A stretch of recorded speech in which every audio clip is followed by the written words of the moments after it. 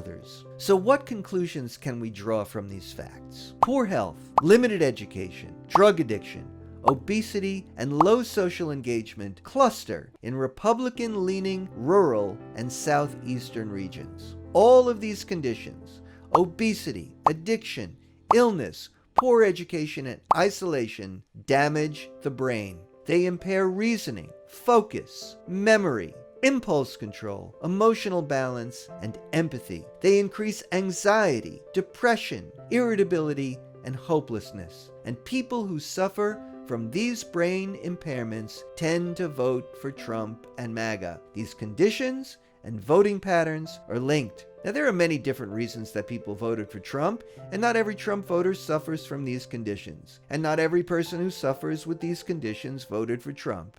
And to be scientifically rigorous, we have to admit that correlation is not the same as cause. Nevertheless, we see a clear pattern here. When we face the mystery of how so many people could be susceptible to the lies, manipulations, brainwashing, and betrayals of Trump and his administration, and could sanction their cruelties, lawlessness, and destruction of democracy, and vote against their own self-interest, the answer here is clear. The data suggests that many people who are voting for Trump are cognitively and emotionally impaired. This isn't about moral failure. It's about neurological, psychological, and physical trauma. When people are anxious, depressed, ashamed, addicted, malnourished, and alone, they can't think clearly.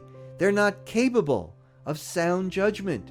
They're more likely to lash out, to cling to comforting lies, and to act impulsively. That's why we see people cheering things they might otherwise find immoral. That's why they ignore the truth and support someone who promises revenge, validation, and emotional relief. They go into that voting booth and act on impulse, acting out in rage because they're living in a constant fog and can't make smart decisions. Imagine how mentally impaired you would be if you had a number or all of these conditions. You would be easily manipulated and fooled by big lies and false promises, and you wouldn't be able to process a rational, logical argument. And Trump takes advantage of that. And here's a disturbing question. What if the people in power want it that way?